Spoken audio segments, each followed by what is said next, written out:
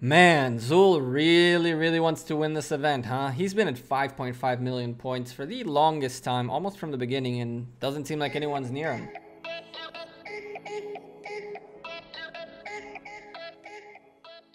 Hey there, YouTube! Welcome back to the Gekko. Another day, another video for you guys.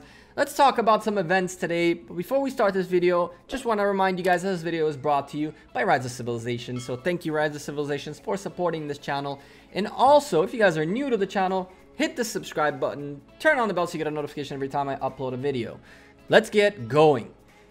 There are three main events going on right now at the same time. Let's go briefly look at them. Warpath is a pretty straightforward event. 4 days or 5 days of easy gold keys by just training tier 2s or higher. Just train your tier 2s and then upgrade them later on. There's absolutely no reason to spend speed ups or stuff like that on tier 4s or tier 3s. You can upgrade the tier 2s later on like a Mightiest Governor event or something like that and get points out of that. So easy, quick event. I'm already training towards the end of these two, so not a big deal. Clarion Call is a double event where it's both an alliance event and a personal event. You have rankings for both alliances and individuals, where the rewards are also divided for individuals with some juicy gold keys and gems, or alliance rewards with some nice level 7 Tome of Knowledge and a bunch of resources and speed up boxes and things like that. The event is all about hunting barbarians. The higher the level, the better. So what people have been doing is they have been grouping and hitting level 25s together.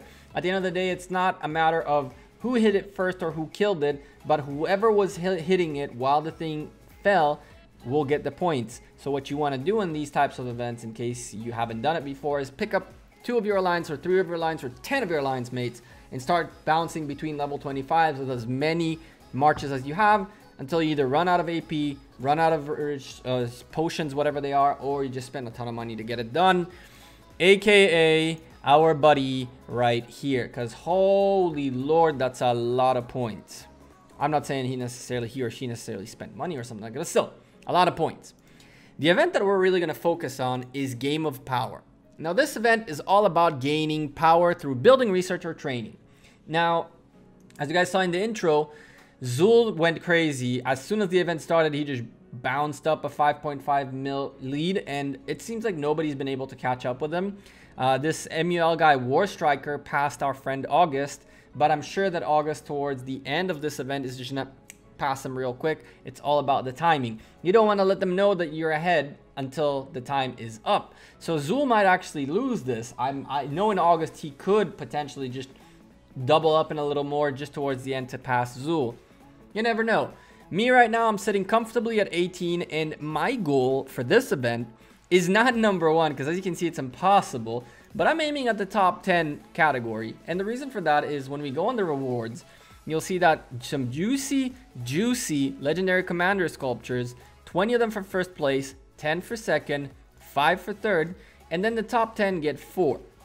Now 4 is not a lot, it's not a big deal, but I've been waiting for an event like this to kind of grow a little bit, finish up my tier 4s, finish up a couple of constructions and things like that. So realistically, I could hit top 10 no problem. Hitting top 3 has become a little bit of a challenge now because it's straight up, I don't have the resources, I think, for all this. I saved up a ton of gems, a ton of speed ups, but the resources have just been a killer. Top 10 is a pretty much guaranteed, I think. I'm gonna wait till the last like 20 minutes of this event to really push a little bit more. As you can see, I'm already 843,000 power up. So if you see, I'm almost at 5 million, and I will definitely crank into the 5 million rank once, well, 5 million power once I finish my tier 4 ballistas, which are just here in the oven cooking, waiting for the right time to just speed them up. I do have the ability to speed them up, so it's not going to be that big of a deal. And then from there, the question is, what do I do? Because I'm going to need to do something. I might train some tier 4s, like speed up some tier 4s, just because I want to have some already. I don't have that many, so I might just speed up some tier 4s, and that will probably help. But I'm gonna need a lot more than some points, so I may finish this construction as well, which should give me another nice little 100,000. And if it comes to it, we'll finish the wall as well.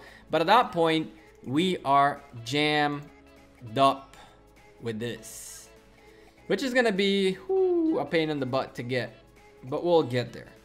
So what's the point of this video beyond showing you that I am getting this thing done? Woohoo. And thank you BlueStacks for popping up in the video. The point of this video is to show you guys what happens when you guys plan ahead. Now, my alliance mates might get a little mad watching this because I've been stalling on my tier 4 researches, meaning I've been just letting them go down for the longest time because I did not see a reason to push to get tier 4s. Yes, they could have been useful in wars, and yes, I definitely lost more troops than I should have and was less useful than I could have been. But at the same time, we got to think about how we each play the game, and I knew that my only way to get legendary commander sculptures like those is through these events. And knowing the guys and the players in the field, I knew that it would be pretty much impossible to reach a point where, you know, I can win a Mightiest Governor or something like that. Other YouTubers have won Mightiest Governors, and I've seen people who have gone this decent in the Mightiest Governor. But if I show you guys, okay, very briefly, the history of the Mightiest Governor in my freaking kingdom, you guys will notice that August and Zul don't really care, man. Look at these guys. To get to top 10, you needed 12 million points. That's insane. I saw that Ronnie, legendary Ronnie, was #1 in their event with 19 million. And that would only get you to top 8 in this kingdom. Last time around, it wasn't as crazy as this one, but it was still 19 would maybe get you 3rd place, maybe, but you know, when you're in a comfortable lead in another kingdom at #1, yeah, these guys are going crazy. These guys go crazy. CYS Lee just out of control, and just I guess just the first couple seasons were really like slow. I see Freya, when I just joined the thing, she had just won this with 14 million points, and this was a wow. But then from there on out, it just became absurd. Absurd. Look at this. Look at this past season, man. Look at this past season. 52 million points, 76 million. It's impossible, right? So what I did is plan. I've been planning and waiting and hoarding so I can get these events done as well as possible within my abilities in order to gain these sculptures. At the end of the day, the most important part of the game are your commanders, and my commanders are a travesty, man. My commanders are in a rough shape. So what do? Plan ahead, stick to the story, figure out how you get it done, and just do it. So I know that it is within my ability, within my easy ability at this point, because I was ready for it. I can reach that top 10, which would give me a merely 4 sculptures, but that's better than nothing, and 10 epic ones, which is decent. Some gems as well, and a little bit of speed ups that are really pointless. The gems are nice. These are the real important parts. And as much as I'd love to reach like these areas and potentially the double digits right here, not in this kingdom, not with these active players, not at this point. Realistically, I knew that I need to hit the top 10, so I've been spending all my time, energy, speed ups, everything on finding runes, so my researches and constructions are faster, which is something I told you guys on the tip of the Gekko on my Instagram and Twitter. So if you guys don't follow those, make sure you go follow them, because I've been sending out tips and tricks and stuff like that on those exclusively as well. Links down below, go follow them. Anyway, that's the way I can do it. That's the amount of energy I can put into it. I cannot spend and catch up with these guys because it just doesn't make sense. But I can, with what I have, reach the top 10 and get a mere nice little 4 statues, which I'm okay with. So towards the end of this event, about 20 minutes before the event ends, I will probably finish up that research, which gives about 270,000 power. So it will push me up to the 1-1. So I should be able to like reach the top 10, but because I want to be a little bit more comfortable with it, I will probably push like one of the buildings or a little bit of tier 4s or something like that, so I can maybe end up like around like 9th place, but closing in on 8th place. That way Turin and Naz don't snatch it from me last minute. But I definitely will probably snatch it from one of those two. So sorry, but it is what it is. Anyway, let me know in the comments below how your kingdom looks like in events. I'm honestly super curious because from my understanding, the lower the kingdom you're in, the less money is being spent, which is really weird because the higher kingdom you are, there are commanders that you cannot get. There are a bunch of things like it's weird, right?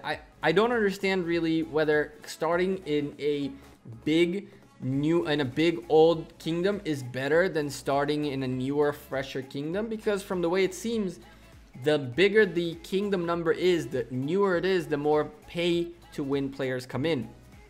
So without migration, without any way to switch between kingdoms, it seems like the right idea is perhaps finding the kingdom that has the least amount of spenders and put yourself in there and just catch up. It seems like that's the better idea.